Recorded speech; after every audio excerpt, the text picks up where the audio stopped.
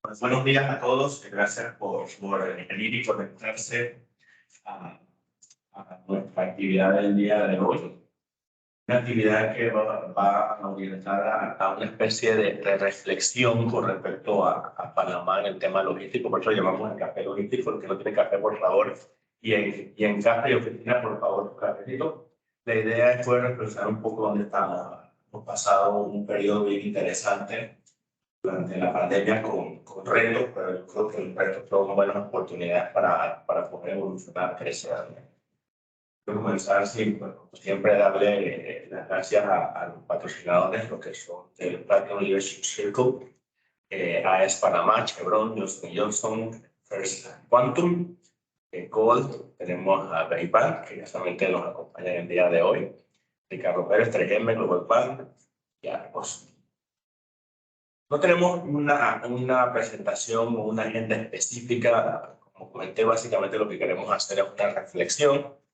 Muchas veces tenemos eventos donde tenemos un speaker, se habla de un tema y al final se nos acaba el tiempo porque no damos espacio para preguntas, para compartir, ¿no? Yo creo que algo que hace muy fuerte el sector logístico y cualquier sector de industria es el hecho de aprovechar el conocimiento y las perspectivas que tiene cada una de las personas que forman parte de cada industria. Entonces, el propósito del día de hoy acá con Demóstenes y personas y todos los que estamos acá y los que están conectados también les pido mucha participación, es reflexionar, ¿no? Teníamos algunas cosas que queríamos discutir, simplemente las voy a leer primero para que sepan vamos a conversar. Uno es el tema de la plataforma logística de Panamá, reflexionar sobre su potencial, conocemos realmente lo que tiene Panamá. Yo considero todavía que seguimos pensando en el canal de Panamá y los puertos, para tener más cosas que hacer. El tema de la estrategia logística, ¿dónde estamos? Creo que es una pregunta que todos hacemos y tenemos urgida necesidad de entender qué está pasando, qué necesidades actuales hay en la industria con respecto a lo que Panamá está ofreciendo. ¿Estamos realmente ofreciendo lo que la industria y los mercados piden? Es otra de las reflexiones. ¿Y qué retos y oportunidades se ven para Panamá? Yo también incluí también cómo estamos con el tema educativo a nivel de educación. ¿No? Estamos realmente generando el recurso humano integral y con conocimiento práctico. Entonces, básicamente, entre eso es lo que quiero que nos manejemos el día de hoy. Comenzando entonces con lo que es la plataforma logística de Panamá y qué es lo que tenemos, ¿no? Las participaciones de todos los que están acá, bienvenidas. Entonces, no vamos a hablar solamente de nuestra religión. Vamos a compartir preguntas y para hacer esas preguntas reflexionemos, ¿ok? Bueno, yo comienzo con el tema de la plataforma logística de Panamá. Yo específicamente que represento al sector aéreo, actualmente soy uno de los que constantemente estoy señalando el hecho de que es importante que Panamá, como una plataforma logística, evolucione un poco más allá del simple hecho de los servicios marítimos. Y se sale a promocionar Panamá como un punto importante logístico, pero se hace mucho énfasis en los barcos, canal. Es cierto, hay mucho potencial, pero cuando una empresa quiere establecerse en Panamá, de alguna forma u otra, como una sede regional, es importante para ellos tener todas las opciones, ¿no? Tal vez si yo estoy orientado a marítimo, pero siempre va a haber la posibilidad de la necesidad de hacer transporte aéreo, transporte que obviamente es diferente, mucho más rápido, la posibilidad de almacenar y un almacenaje, tener servicios de valor agregado, donde se puede hacer todo un poco, ¿no? Yo recuerdo años atrás, cuando compartí en una empresa, hasta la planilla, me acuerdo, ¿te acuerdas la planilla que le hacía a una empresa? Cuando tú ves que una empresa logística le maneja la planilla a los empleados a otra, pero esos conceptos innovadores son actividades y servicios que se pueden ofrecer porque Panamá brinda esa posibilidad de hacer cosas dinámicas, saltar un poco de la logística convencional de transporte y añadir valor. Entonces, quiero comenzar con esta reflexión porque Panamá es parte de los puertos que son de clase mundial, tienen capacidad para manejar todo tipo de mercancías. Panamá también tiene otra parte que añade muchísimo valor como un hub logístico, ¿no? La posibilidad de tener normas de aduana que realmente son flexibles. Si nos queremos entender el concepto, nos vamos a Brasil. Brasil en tema de aduana es complejo, súper complejo. Panamá es más sencillo y tiene alternativas para manejar las mercancías en diferentes enfoques. Eso no lo tienen muchos países. Y obviamente la plataforma aérea, que tiene mucha capacidad, tiene alcance en cuanto a destino, pero creo que todavía no se ha logrado hacer una integración entre las diferentes modalidades de transporte acá en Panamá y ofrecerle a los clientes servicios integrales. Entonces, con esa reflexión comenzamos por este primer punto. ¿Qué opinan? Y le doy la palabra a Demóstenes para respecto al tema, ¿no? ¿Qué tiene Panamá? Bueno, el sector aéreo, definitivamente que Panamá tiene una conectividad interesante, muy interesante. Sin embargo, hemos fallado en mejorar la infraestructura para carga aérea, me refiero, pasajeros. Obviamente estamos bien avanzados en carga, estamos muy atrasados. Luego de muchos estudios y análisis se llegó a la necesidad de construir centro logístico aéreo.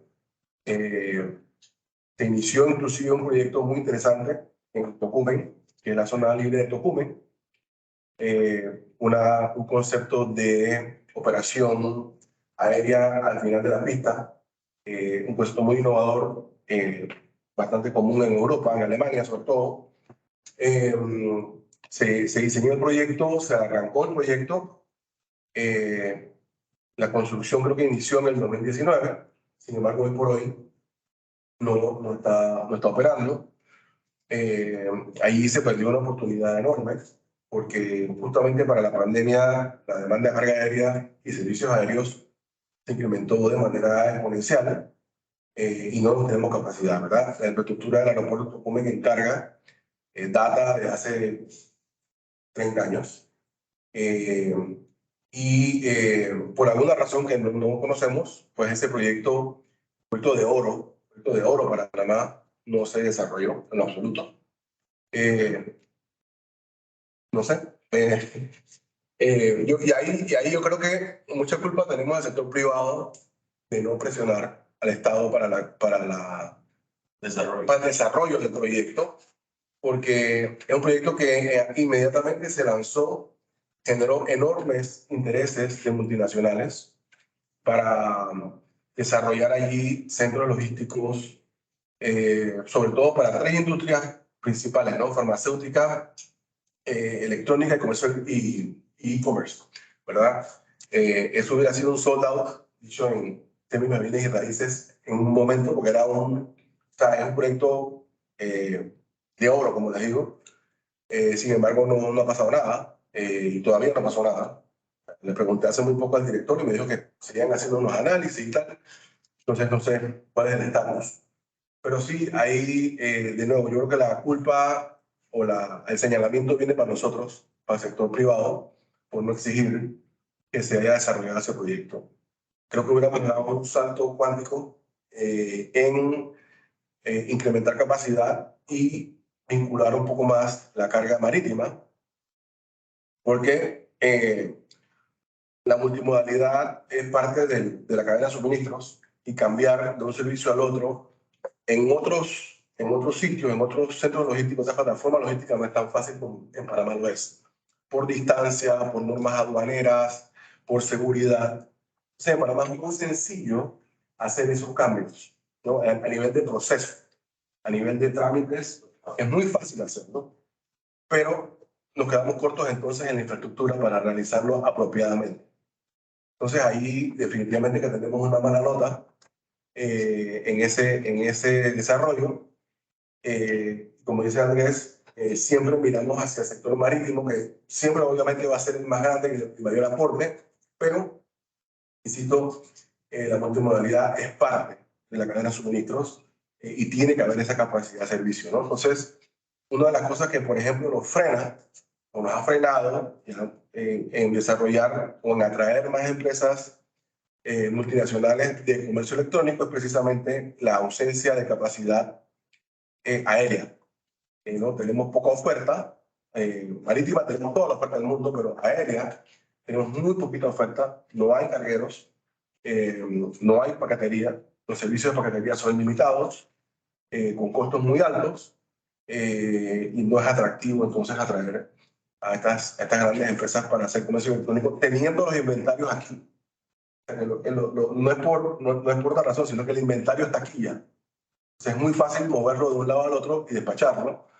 Y eso nos ha restado mucha capacidad y por ende también nos ha restado la capacidad de generar muchísimos empleos. Miles de empleos se pudieron haber generado añadiendo esa capacidad exclusivamente a la parte aérea, ¿no? Que mencionaba Andrés al principio.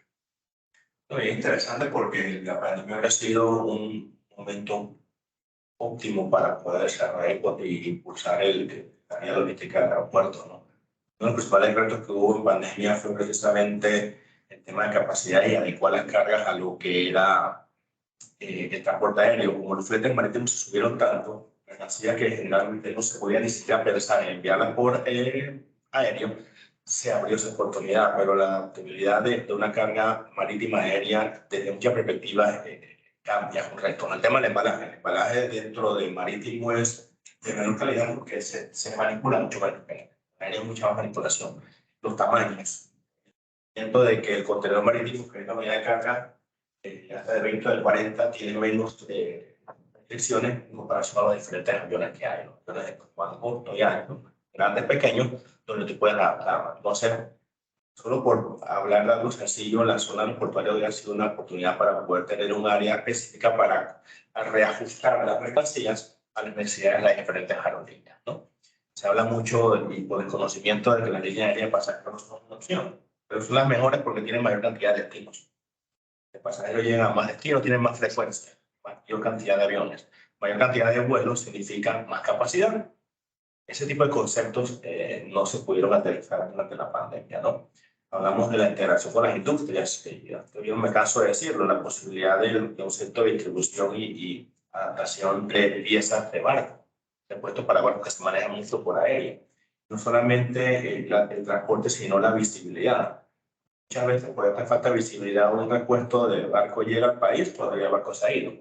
Si tenemos la capacidad de refugiarlo o de exportarlo, eso también es potencial, ¿no? Entonces, al final del día, se ha perdido la oportunidad. Esto no significa que no podamos nosotros llegar a eso, pero sí se ve como, todavía no se ve una luz en el camino, no hay una claridad con ese proyecto del aeropuerto que es una mina de oro que puede poner a Panamá en otro sitio, pero lamentablemente no estamos allí, ¿no? Entonces, ya hay que comentar más su perspectiva del aéreo, qué retos ve, qué les parece en Panamá, qué opinan. Este es un conversatorio. La idea de este evento es conversar, reflexionar, analizar, ver puntos de vista. Esa es la idea. Queríamos hacer algo totalmente diferente a lo que generalmente se hace y precisamente de alguna forma u otra para poder desarrollar alguna especie de lista de acción. Sí, como para añadir ahí, post pandemia hemos visto cómo la carga aérea ha disminuido. Vemos, por ejemplo, cómo Amazon, que lanzó su aerolínea, hoy por hoy tiene retos muy grandes porque no está llenando los aviones, no tiene carga, está llenando. Cuando hace 6 meses atrás estaban full, ¿verdad? Ya no tienen carga suficiente. Obviamente ha bajado, la realidad es que ha bajado la tendencia de compra y el movimiento de carga en general ha bajado aéreo. El regreso a los fletes marítimos más bajos, se ha perdido mucho esa priorización de la carga aérea porque pues, era flexible manejarlo, ya eso ha bajado. Pero por eso yo mencionaba que el tema de los centros de distribución en Tocumen, farmacéuticos, repuestos y electrónicos y e-commerce, perdón, hubieran sido sostenibles. Para la pandemia obviamente es un boom y hubiera generado un montón de negocios, pero hoy hubiera regresado a la realidad que es, pues obviamente, dar esos servicios, ¿no? Así que, digo, ya pasó, ya se perdió, no hay nada que hacer, no se puede mirar para atrás, pero creo que vale la pena por lo menos analizarlo y entender qué está pasando, ¿no? Y la otra realidad es que hay otros países que están en este momento haciendo análisis para desarrollos de centros logísticos aéreos. En Perú hay un proyecto de zona franca dentro del puerto muy importante donde se desarrollará un hub logístico que mencionábamos. En Dominicana también haciendo lo mismo. Hay 2 proyectos en Dominicana haciendo exactamente lo mismo. Buscando, ellos por ejemplo en el área de Punta Cana tienen una cantidad de charters que vienen de Europa que se van vacíos. Y ahí se hizo una alianza entre el grupo Punta Cana y DP World y se está construyendo un centro logístico aéreo únicamente, ¿verdad? Y también hay un proyecto en las Américas. Entonces, Santo Domingo. en Santo Domingo, sí. Por ahí vienen, Son 2 en Dominicana, sí. Por ahí vienen esos proyectos. Bueno, yo de Perú no lo sabía. ¿De cuál? Perú, sí.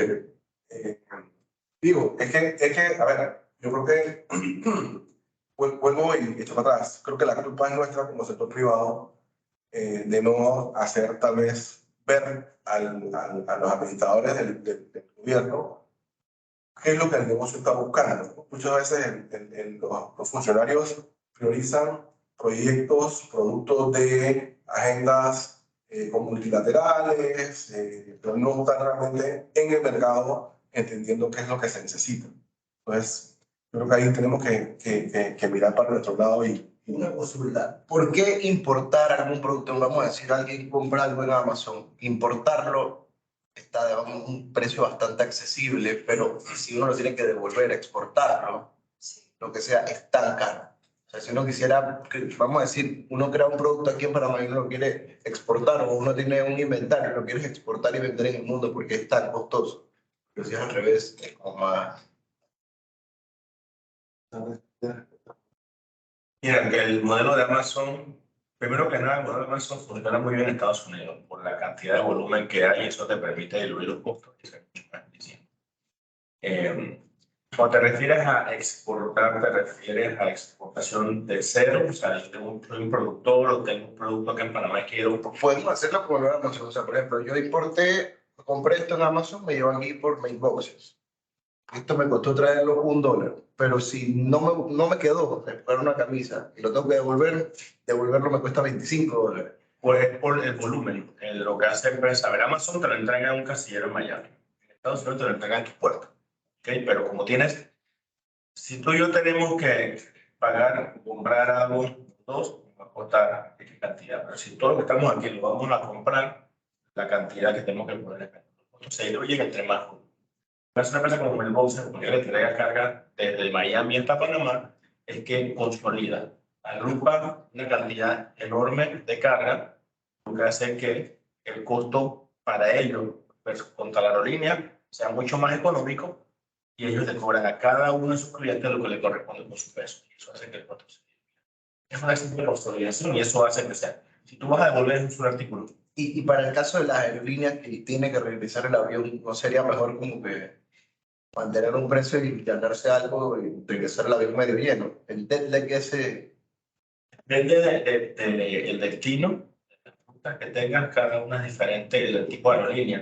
Una aerolínea de pasajeros que lleva carga tiene muchos costos operativos en la operación de pasajeros. Si eres una carguera, pues te trata de tu oferta general ida y vuelta en el avión, tratar de una forma tal que alguno del piernas, como le llamamos, pero la mayoría no.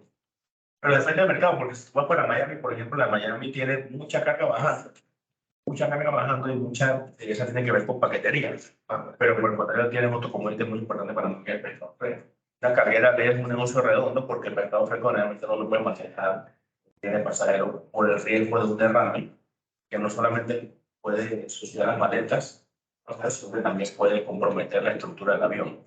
Para que tengan una idea, más o menos, un avión que tiene un derrame de pescado te puede costar más de $1.000.000 todo el proceso de sacarlo de circulación, desarmarle totalmente la bodega para limpiar. Prácticamente puede ser. Es complicado. La industria aérea es complicada porque es muy costosa. En pandemia, el promedio más o menos que se dejaba de ganar y se perdía diariamente de $35 millones. nada para ampliar, mencionaba que el punto de Panamá como hub para e-commerce no se ha podido desarrollar. Teniendo todo, es justamente por lo que tú mencionas. Si yo compro un paquete o compro, no sé, un estuche de celular que me cuesta $15 o $12, mandarlo a Ecuador me cuesta $14, $18. Porque no tenemos esa capacidad de consolidación que menciona Andrés de Miami hacia acá. Entonces, por más que han llegado, yo diría que todas, las grandes e-commerce, todas se van para atrás, porque no hay capacidad no hay forma de bajar esos fletes, y entonces no es atractivo, ¿verdad? Hoy por hoy lo que tenemos es los servicios de courier, que son expresos, que van uno a uno, unos costos, por ejemplo, compras algo en Amazon, en donde sea, y te cuesta $3, $5, no sé, de Los Ángeles a Miami, pero te cuesta 14 o $18 de Panamá a Bogotá, que está aquí al lado. Entonces, eso es una realidad y por eso es que no hemos podido crecer. Hay algo de e-commerce, pero es muy mínimo, crecer eso a teniendo la capacidad de tener miles de envíos diarios, porque el inventario está ahí. Obviamente hay otros factores también, y es la falta de preparación de las empresas locales, vamos a decirlo así. Tienen también ciertas capacidades tecnológicas para vender correctamente, e-commerce, para no tienen los estándares, ¿no? Se les cuesta mucho desarrollar plataformas, pero el mayor factor que ha limitado es el desarrollo de esa industria en Panamá, es precisamente la ausencia de opciones de bajo costo. Es decir, en Europa, por ejemplo, en Estados Unidos, tú tienes USPS o Royal Mail, o lo que sea, y hay correo público o privado que tiene un costo muy bajo, ¿verdad? Acá no tenemos eso. El Correo Nacional tiene una ley que data de 1904, la realidad, la ley orgánica data de 1904. Entonces, es imposible que ellos puedan, y eso que han hecho un montón de cosas, pero no hay un servicio que sirva para el consumidor, ¿no? O sea, es barato, sí, pero llega en, no sé, meses. Entonces, no es atractivo utilizar ese servicio. El consumidor hoy quiere tener sus cosas rápidas, ¿verdad? Hay gente que te dice, no, que yo compro en Alibaba, compro no sé cuál en Chile, me demoro un mes en llegar, me cuesta $2 y yo lo traigo. Fine, pero no es la mayoría del comprador. El comprador compra y lo quiere ya. Hablando del correo público, yo no soy panameño, pero ¿por qué el gobierno nunca desarrolló ese servicio en Panamá? Porque no es atractivo probablemente a nivel de recaudo, tal vez por tener costos tan bajos, no ha sido atractivo. Lo ha mantenido porque es una obligación del Estado. Sabes que el correo es un derecho de las personas, es obligatorio que haya correo. Pero si analizamos los 20 años últimos de esa institución, las inversiones han sido ínfimas. Los servicios que se utilizan ahí son giros de dinero, más que giros de envíos de paquetería. Entonces sí, yo entiendo que recientemente se han hecho algunas mejoras, pero no es lo que realmente requiere el tema. Entonces, de alguna manera se confía en los servicios privados que no son correo, ¿no? No es correo como tal, sino que es, como les digo, pues, paquetería expresa. Sí, es diferente, ¿no? Sí, sí, sí. Entonces, no se ve al correo como se ve probablemente en otros países, ¿no? Por ejemplo, no sé si vieron con los correos de Brasil, ahorita, el año pasado, hicieron una mejora brutal, teniendo estándares globales de comercio en todos los servicios del correo, que me quedé con los pelos parados y digo, wow, o sea, Brasil, con todos los problemas que tiene, han ido avanzando de una forma muy interesante. ¿Por qué? Porque el correo compite con empresas privadas. Entonces, en Panamá no hemos hecho eso, en realidad, y deberíamos. Por ejemplo, para la pandemia, imagina lo que hubiera sido tener un servicio de correos nacional disponible, poder enviar a todo el interior, porque hay, creo que son más de 100 estafetas de correo a nivel nacional. Hay correos que tú no te imaginas. Ariel, en Chiquí, en Azuero, en todos los demás estafetas de correo, pero no dan el servicio que deberían dar, ¿verdad? Entonces, ahí se pudo haber ganado un montón a nivel de servicios a las personas, ¿verdad? Recibir sea, poder enviar cosas en tiempos cortos sin moverte tanto, pues. Entonces, sí, ha sido una falla. Y de nuevo, creo que el sector privado tiene mucho culpa de eso, de no exigir un servicio. Preferimos tal vez pagar y evitar usar esa unidad de negocio que tiene el Estado, ¿no? Y de nuevo, eso genera ingresos, ¿no? Y no hace falta también tener esa visión, de tener esa visión de cómo podemos desarrollar el negocio, porque no tiene necesariamente que ser algo que se produzca en Panamá para generar los volúmenes. Hace varios años atrás aquí se manejó un proyecto multimodal, casualmente con producto peruano, el refrigerado marítimo hasta Panamá y el que transformaba aéreo. Entonces, fue interesante porque lo primero es que se identificó una necesidad de otro país donde los fletes aéreos eran muy costosos en cierta temporada del año y hacía entonces que Panamá fuera una opción interesante para poder entonces manejar dicha mercancía, ¿no? Se generaba un tráfico marítimo desde Perú hasta Panamá que no existía, se generaban negocios en Panamá del transporte terrestre puerto-aeropuerto, estibadores para descargar el contenedor, trámites aduanales, se generaban volúmenes aéreos de Panamá a Miami y otras partes con una posibilidad de negocio nacida en otro país. Entonces, Panamá tiene un potencial interesante para precisamente identificar dónde hay obstáculos. En Chile, por ejemplo, no hay capacidad para la cereza a final de año, lo podía mover a Panamá y aquí usar capacidades que no estaban utilizadas. Una aerolínea como un KLM, por ejemplo, viene llenísimo hasta Panamá, pero de aquí se va con poca carga. Si tú abasteces a un proyecto como este, logras también hacerlo. Lo podemos hacer inclusive desde otra ruta. Cargas desde Asia que vengan hasta Panamá aéreo y se mandan de repente marítimo. Pero hay que ver el negocio de una forma totalmente diferente y se puede generar algo interesante. Y una vez más, apalancados en lo que tiene Panamá. Y vuelvo a repetir, normas de aduana que son, aparte de ser sencillas y flexibles, hay diferentes esquemas que se pueden utilizar para poder desarrollar sin tener que nacionalizar la carga, o sea, pagar los impuestos. Aquí Panamá tiene un abanico interesante de alternativas. La capacidad aérea marítima, terrestre inclusive, y la posibilidad de multimodalismo también es otra de las cosas que tiene Panamá.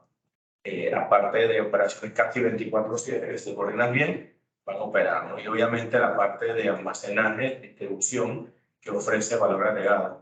Muchas personas que hacen libros siempre no es solamente para guardar cartas, no. Cantidad de alternativas que se pueden hacer dentro de las bodegas, ¿no? Pero desconocemos mucho, así yo creo que el principal reto que tenemos es eso, ¿no? Y obviamente lograr la integración del futuro. Bien, perfecto. Vamos entonces con la siguiente reflexión, que voy a saltarme la que sigue porque yo sé que esa va a ser interesante. Pregunta, y esta es una pregunta a los que estamos acá y a los que están también conectados en línea, ¿no?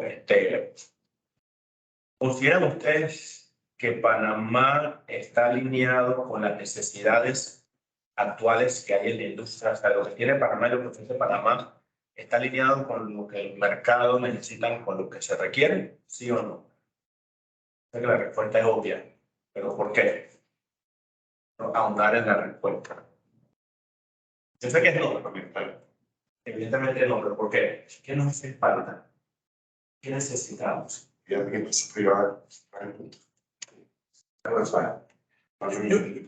respuesta no es no.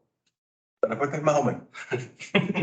Porque el hub logístico de Panamá sí suple una gran necesidad que tiene la industria, que tiene el comercio, ¿verdad? Y esa beligerancia que hemos tenido se va a mantener siempre y cuando haya desarrollo y haya crecimiento, ¿no? Si vemos las tendencias de la cadena de suministros globales, hoy todo se está dirigiendo hacia digitalización, hacia tener cadenas de suministros resilientes, ¿verdad? ¿Y eso qué significa? Significa que, primero, para que una cadena de suministros sea resiliente, o sea, que tenga la capacidad de pivotear, mover cuando viene un evento, lo primero que tiene que haber es visibilidad en la cadena. Y para que haya visibilidad, tiene que ser digitalizado.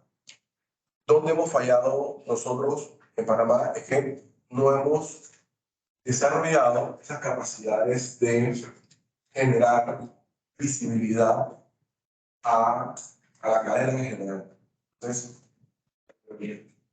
Hay algunos proyectos que no han caminado como deberían haber caminado, pero el hecho de que tengamos como esa, lo que llaman un gray zone, ¿no? Cuando la carga llega, a veces llegamos hasta que llegó al puerto, los puertos dan esa visibilidad, pero cuando sale del puerto se pierde un poco esa visibilidad. Entonces ahí hay un trabajo importante que hacer.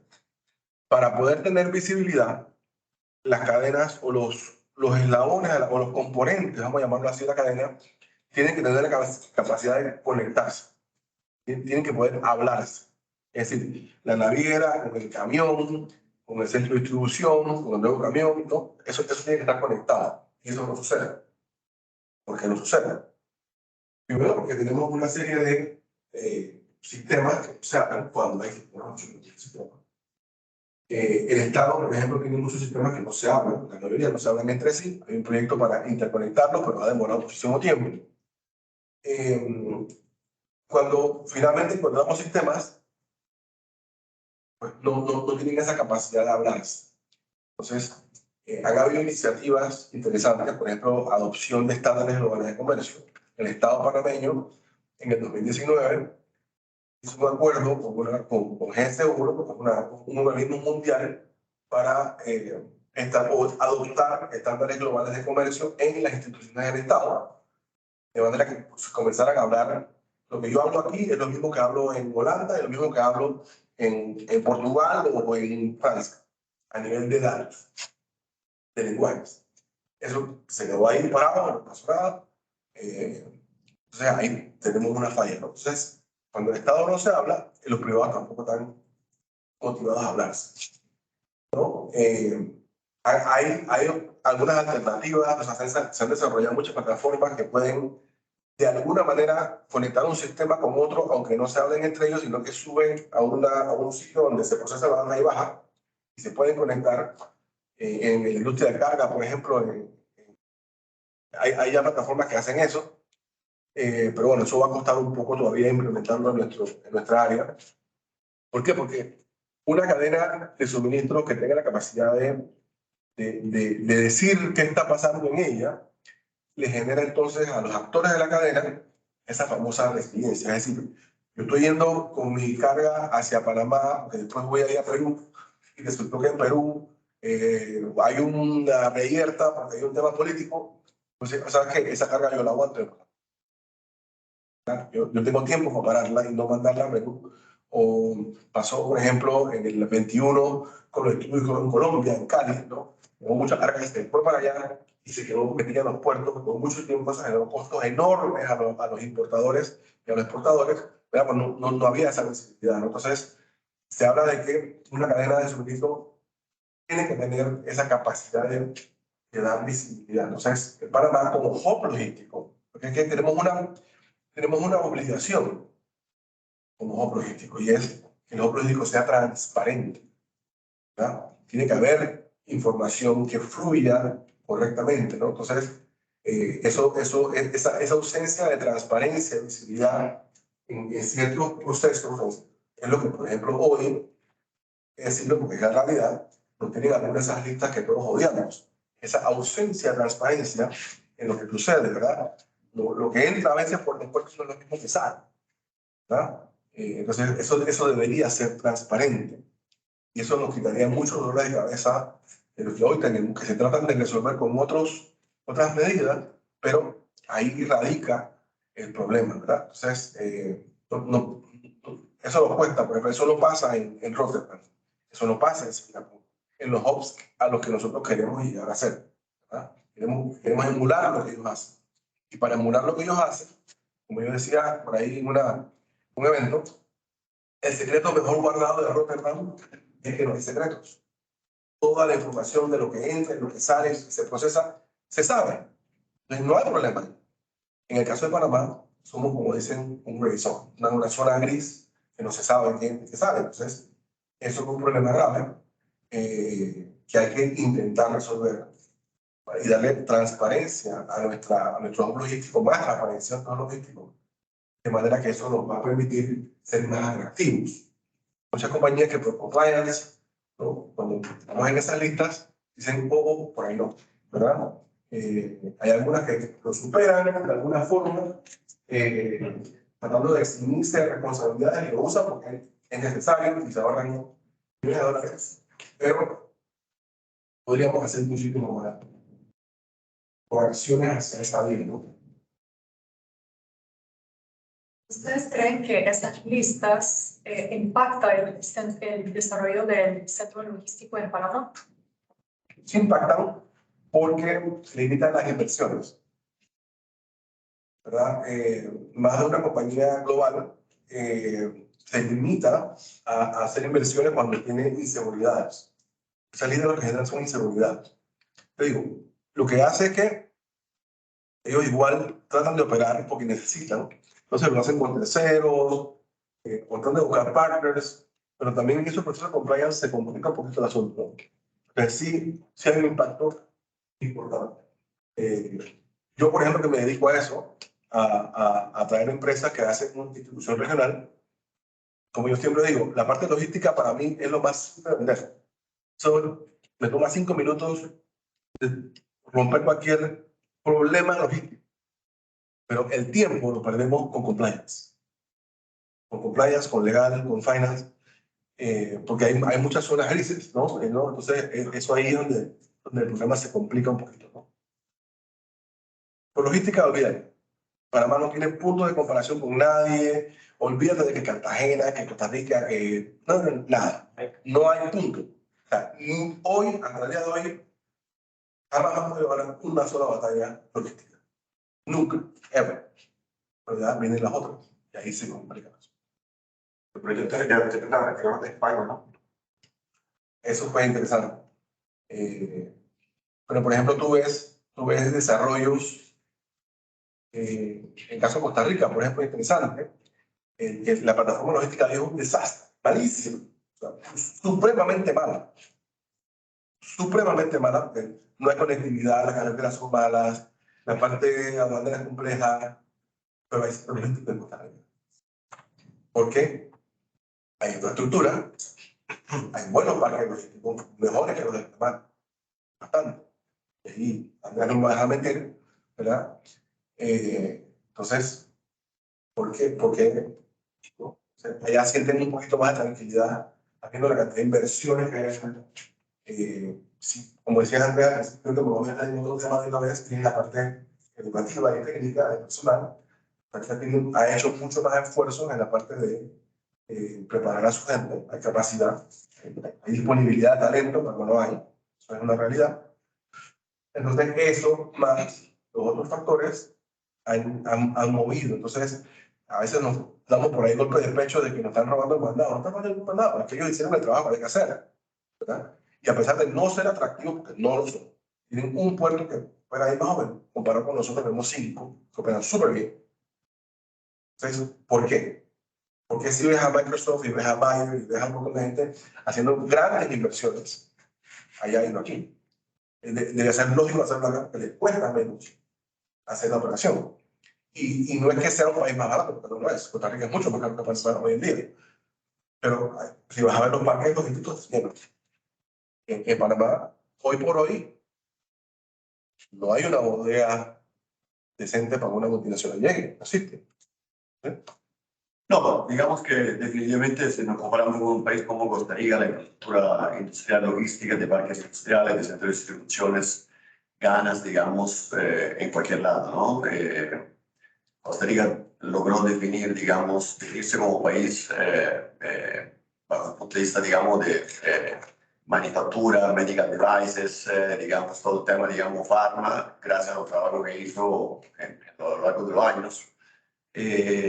Diferentemente de Panamá, que, digamos, estamos un poco más atrás en ese sentido. Hoy en día, hablando un poco del problema que tú mencionabas, de la infraestructura que nosotros ofrecemos a estas multinacionales que llegan a Panamá y tocan puertas y nos ponen a competir con países centroamericanos del Triángulo Norte, muchas veces, lamentablemente, digamos, estos RFP o estos tenders que vemos, digamos, pasar en nuestro país, lo perdemos. Muchas de las razones sobre las que tú mencionaste, una que añadiría yo es también la falta de infraestructura. Por ejemplo, hoy en día el inventario industrial de Panamá casi cercano al, o sea, debajo del 10% de parques, digamos, infraestructura un poco más desarrollada, con especificaciones que cumplen con estas multinacionales. Esto significa que si hoy en día llega una multinacional que busca 15, 20 mil metros cuadrados construidos sin columna, espacios sin columna, con altura, digamos, importante arriba de 12 metros, con un número de cargas, con cierta característica de la carga del piso, cierto tipo de, digamos, de características adicionales, no lo encuentra. Entonces, definitivamente estamos viviendo digamos, un periodo, digamos, de desafío. Hay muchos proyectos andando, muchos proyectos en pipeline que se van a entregar entre este año, el próximo y el próximo 2023, 24, 25. Sin embargo, si hoy en día estamos, digamos, en una falta de infraestructura fuerte y que no hace perder mucha cuenta, digamos, de empresas que quieren establecerse acá por las razones que tú acabas de mencionar. Sin embargo, no, lamentablemente no pueden porque hay una escasez de inventario. Y ese es un elemento clave.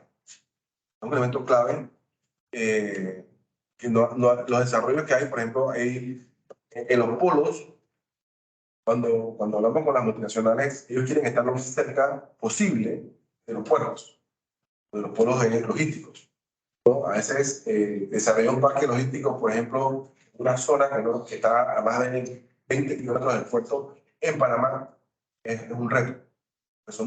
Aunque en cualquier parte del mundo es nada, aquí es mucho, por el tiempo. Entonces, hay un reto importante, ¿no? Tenemos una zona libre que tiene espacio, pero no tiene espacio. Sí, hay, ¿verdad? No hay la infraestructura correcta, ese es el problema. Por eso estaría, Andreas, no solo son multinacionales como las que ellos ven, ellos manejan básicamente compañías globales. Hay compañías medianas, regionales que también andan buscando y tampoco encuentran, ¿no? La infraestructura no es la adecuada. En el Pacífico, para el Pacífico no hay nada ahorita, está cero en este momento. De espacio. Inventario, es cero. Te ponen en lista de espera, creo que un año. Está de nuevo en bookings. Para lo Pacífico. Sí, digamos, en general en los parques hay muy poco inventario que cumple. En los parques principales que todos conocen no hay inventario, vendía, está inventario cero. Sí. Pero isso é raro, porque se uno habla con London Regional, y hay espacio. No, te aseguro que no. Y detrás hay mucho land. Mucho land, como tú dices, Mucho espacio, digo, físico para ser construido. Y ellos como real estate, como una empresa de bienes raíces, que ese es su rubro, ese es su rubro, ese es su negocio. ¿Por qué?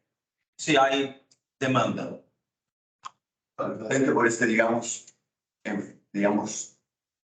por conjetura o, digamos, coincidencias mundiales, globales de lo que está pasando en el tema logístico, muchas empresas han crecido de manera vertiginosa, de manera, digamos, importante, agresiva, y digamos, ellos tenían un pipeline, digamos, ya establecido de 20.000 metros al año, y se han encontrado, digamos, en una deficiencia de espacio debido al hecho que algunas empresas ya presentes en el parque, algunas que han llegado, han absorbido todo el inventario, han absorbido el inventario que entra en el 2024, entonces ahora están poniendo un poco más de aceleración en este sentido, pero esa es la sorpresión. Ellos son desarrolladores, como tú dices, pero ahora mismo hacen, digamos, falta de espacio. Es un poco común en casi todas las zonas. Y alguna compañía global que quiera, por ejemplo, hacer inversiones, no está de acuerdo con estar, por ejemplo, en unas placas del Estado, que quisieran desarrollar su propia infraestructura, tampoco hay muchas opciones. Entonces hay un trabajo que hacer ahí. Y los parques logísticos entrarían. Los parques logísticos, ¿refieres a los que están en el este? Sí, para Sí, hay Juan Díaz, el gobierno que está más por ahí por Pacora. Bueno, deberían estar ahí, ¿no? Porque no son tan atractivos por el lugar donde están, ¿no? Eso de Juan Díaz hay obras. Están construyendo más. Y por Tocumen hay, el tema es la accesibilidad. Aquí donde está quejando, Mañanitas por allá.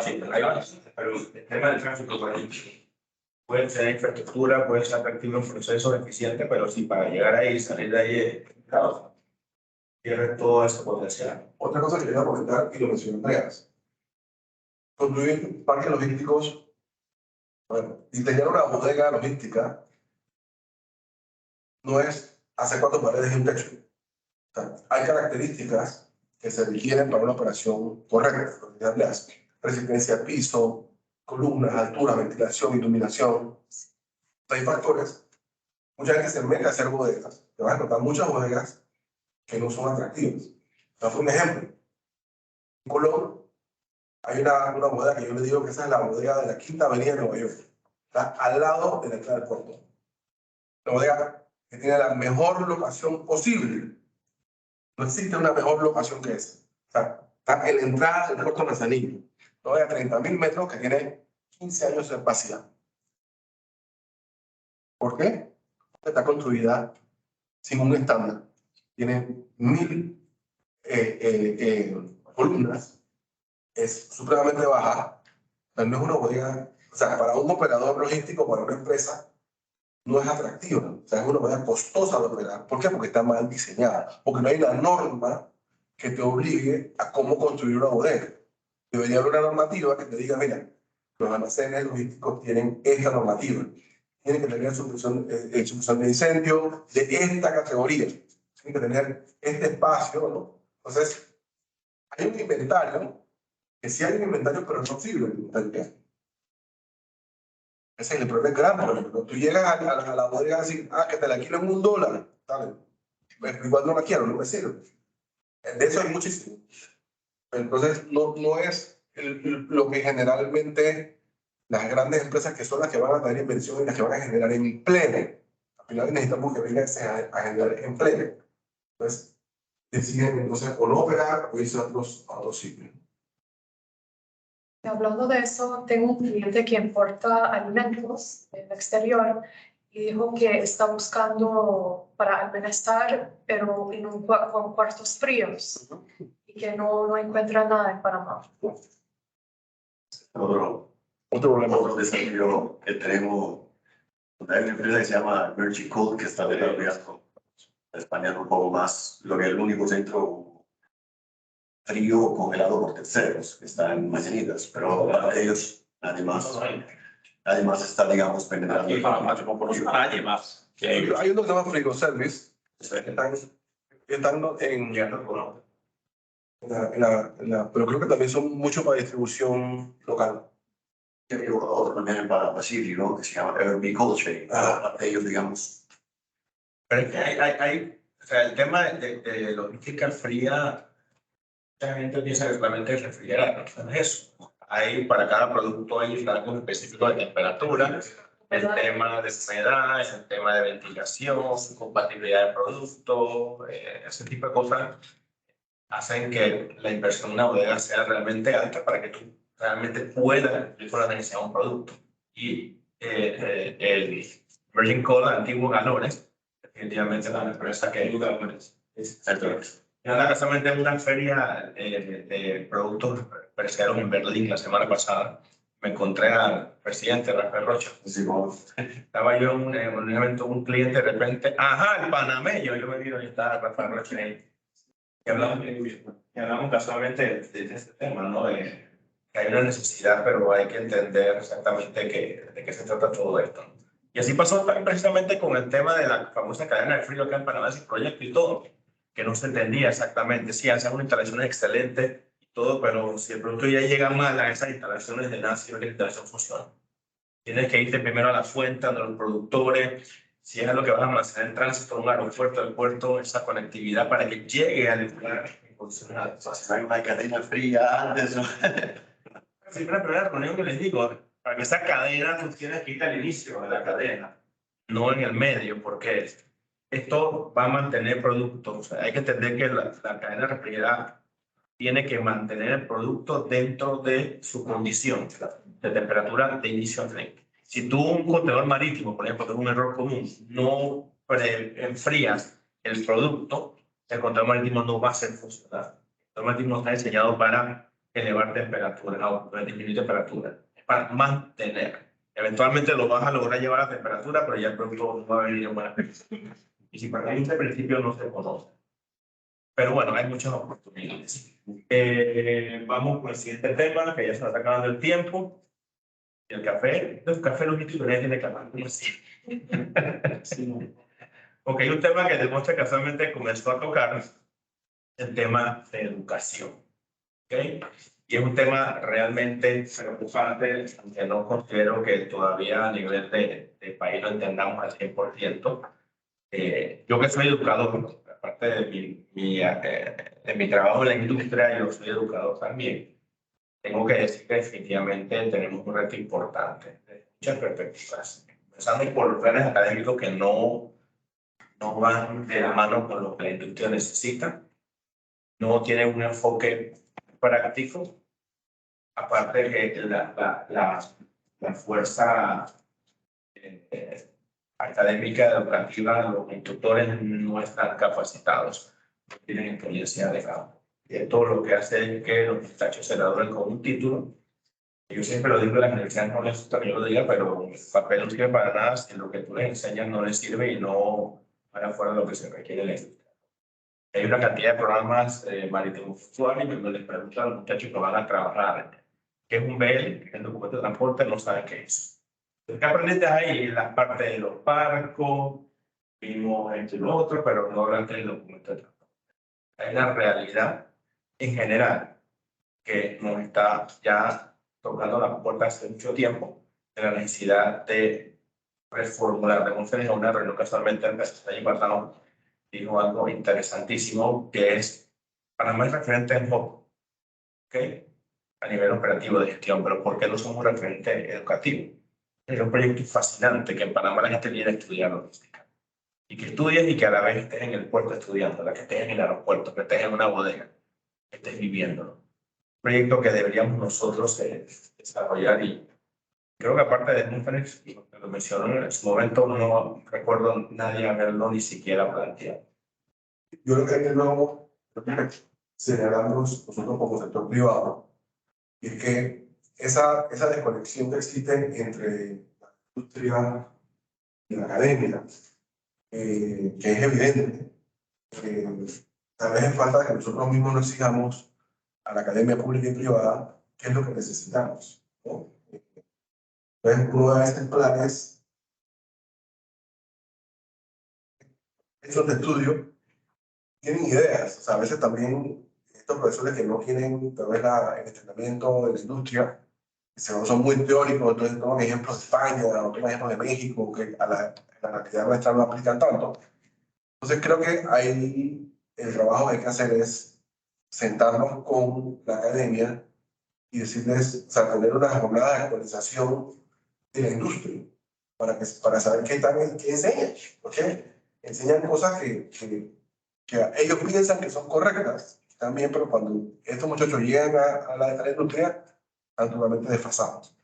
Entonces, yo creo que la incorporación de más cursos técnicos avalados por la industria, avalados por el comercio, impartidos inclusive por nosotros, son extremadamente necesarios porque tenemos que actualizar a la gente, ¿no? Entonces, encontramos que hay mucho desconocimiento, muchísimo desconocimiento de lo que está ocurriendo, ¿no? Ahí vuelvo al tema de los estándares, ¿no? Hay una serie de estándares que dictan estas organizaciones como la Cámara Internacional de Comercio, como S1, ¿verdad? Que están ahí, que se están utilizando para la digitalización, que se están implementando normalmente, nosotros no vamos a entrar. Entonces, la generación tal vez que está ejecutando ahora tiene alguna idea, pero la que viene nosotros no sabe por qué va a tapar. Y eso es un riesgo enorme, ¿verdad? Así que yo creo que sí tenemos que buscar esa conexión real, que a veces se dan muchos acuerdos, tú ves por ahí que firma, pero cuando vas a ver lo que está estudiando el muchacho, no realmente está de acuerdo con lo que está pasando. Entonces, creo que sí hay que fomentar, actualizar, Estandarizar todo. Maestro, también debemos agregarle el dominio del inglés, que hay mucha carencia también, y es supremamente necesario. Yo siempre tengo una anécdota muy interesante, pues yo tengo ya 18 años de docente Pero ya teniendo 9 me tocó hacer mi docencia superior porque se convirtió en un requisito para poder ser profesor. Y siempre voy a acordarme de una materia que se llama Tecnologías Educativas, donde yo decía que finalmente a todas esas plataformas que ya yo sabía manejar, le voy a poner la teoría. Pero para mí, susto, porque no hay nada más que... Vale, aquí de excepción, resulta ser que en esta materia dimos en Excel hacer una tabla. No pivot tables ni nada por el estilo, una tabla. Se trata del formato. PowerPoint, copy-paste una imagen y en Word, escribir una carta, subrayar, negrita. Pero eso no fue lo que me espantó, sino que el 90% de los profesores que estaban allí no sabían cómo hacer eso. Y yo que iba tan emocionado después en un ser docente exigente, por cierto, con mi mismo y todo, de ponerle el nombre a esa teoría, lo que ya yo ya había aprendido en campo, resulta ser que no lo logré porque había muchos docentes. Esto que menciona Andrés, esa exigencia que tenemos a nivel de la autoridad de educación, que si no tienes una maestría en docencia, no puedes dar clases, es totalmente arcaico. Yo no la tengo ni la voy a tener ni la quiero tener, pero yo soy profesor invitado en universidades en los Estados Unidos y en otros países que quieren escuchar al que está ejecutando. Entonces, el estudiante, o sea, necesita escuchar al que está. O sea, el que hace esa maestría dedica más tiempo en la parte teórica. Hay pocos como Andrés que son realmente practitioners y maestros. La mayoría son solamente teóricos. Se enseñan pura teoría. Esa es una limitante que tenemos en la educación panameña, ¿no? Que me parece ridículo, ¿no? Y no vas a sacar tú a un profesional de técnica que tiene casi cero tiempo limitado y le vas a exigir que se haga eso. Y primero que tampoco le vas a dar dentro de eso un plus porque no le vas a enseñar nada. Y aparte, otro reto importante es el tema del honorario para los profesores. Eso es sorprendente lo que gana un profesor. Yo lo hago porque me apasiona y porque en el futuro yo quiero salir de la industria y dedicarme a la docencia. Pero un profesor a nivel de licenciatura, no lo voy a decir ni en universidades, pero ustedes no tienen idea cuánto gana. Y aparte eso le exige. O sea, gana, lo que gana por materia no le alcanza ni siquiera para hacer el supermercado de la semana. Lo demás está ahí. Entonces, ¿qué persona, a menos que tenga la pasión, la vocación, la tengo yo, que trato de aportar, porque yo creo que la industria, entre más nosotros la eduquemos y la capacitemos, mejor nos vaya todo como industria. No todos lo pueden hacer, hay docentes que lo hacen para vivir. Entonces, a eso le sumas que por grupo te ponen 30, 40, 50 estudiantes. Ahora con la virtualidad, peor, porque entonces eso acerca los espacios, entonces simplemente no hay. El core de la motivación es enseñar, realmente no se consigue, ¿no? Pero sí es un reto importante. Corto este tema aquí porque ya acabó el tiempo, pero quiero un último tema que va a abrir el compás para la siguiente reunión que tenemos en marzo, donde va a venir el licenciado Ramos Zamuda. Voy a invitar acá para que hablemos de la estrategia, pero el último tema que quería tratar solamente lo dejo así encima, la estrategia logística nacional.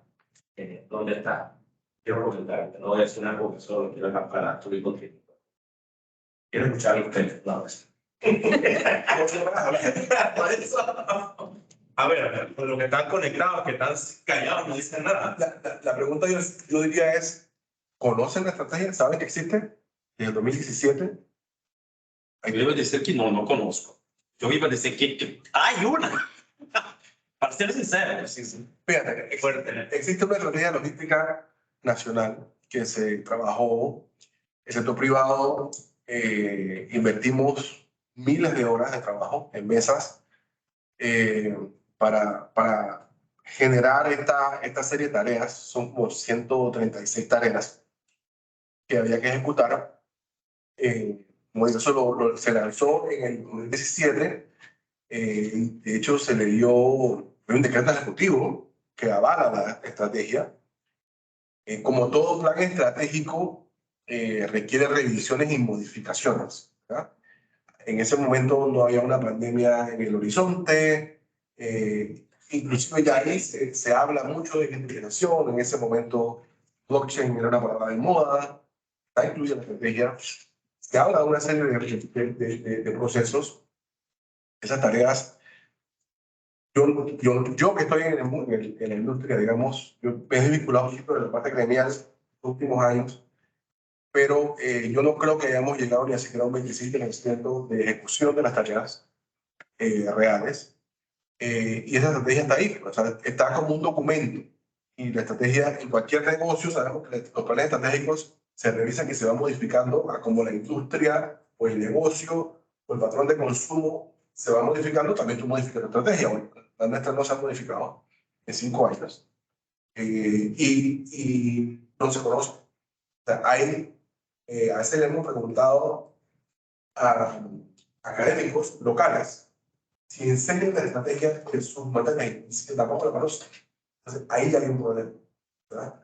Esto, ya les digo, es un documento que se referendó a través de un decreto ejecutivo. No es que es una cosa que se hizo por ahí, no. Un trabajo de mucho tiempo y había 2 trabajos previos a ese. Estaba el plan logístico del país, que lo hicimos en el 2012. También el sector privado participó de manera muy activa. Luego se hizo otra en el 2014, creo, que ahí sí fue más estatal, fue una validación de lo que había. Después se hace la del 17, o sea, terminó el 17, pues se quedó. O sea, ahí les recomiendo que la miren, por lo menos hay un resumen ejecutivo, pueden buscarlo en internet, ahí está. No está en el documento lo va a hacer pues, muy largo, pero el resumen ejecutivo les puede dar algunas referencias, están los ejes que hay que trabajar, las etapas, pero bueno, eso se ha quedado como aquí, ¿no? Entonces, creo que de nuevo falta en mi invitación a este grupo es que el sector privado tiene que ser un poco más activo y exigir un poco más, porque el funcionario está allí para cumplir un periodo de gobierno, no necesariamente protege o busca el interés real del comercio. Entonces, toman decisiones pues, sin entender lo que está pasando en la industria, producto de su desconocimiento y su ignorancia. Entonces, se da prioridad a algunos proyectos. Muchas veces se acuerdan de su tiempo. Exacto, lo que pueden desarrollar y después, digamos, que generar algún tipo de beneficio, ¿no? Pero no necesariamente proyectos de Estado, no proyectos de gobierno, sino proyectos de Estado. La estrategia es un proyecto de Estado, debería ser. Pero bueno, creo que hasta ahí. Bueno, Sí, porque aquí un continuo. Nuestro siguiente evento ya venimos cuando ya está confirmado. Es donde vamos a traer el licenciado el tomando ahora el tema logístico sería el 15 de marzo al mediodía. y este reto también es interesante porque ustedes pueden preguntarle a fotos. Él acaba de tomar el puesto, hace nada. Entonces, ¿qué puede hacer él de aquí a que se termine el periodo de contar? Entonces, es muy poco. Porque digo, tendría que haber como una cadencia, ¿verdad? Hay una conexión pues, que trabaja en Bueno, gracias a ustedes por acompañarnos hoy, a todos los que están acá, los que están en línea. La idea era hacer algo diferente, crear un espacio para reflexionar, para conversar. Ya tratar de hacer este tipo de sesiones un poco más a menudo para bueno, perfecto. Nada más gracias a todos por acompañarnos y espero verlos en 15 minutos al mediodía acá. Muchas gracias. Gracias, excelente, ¿no?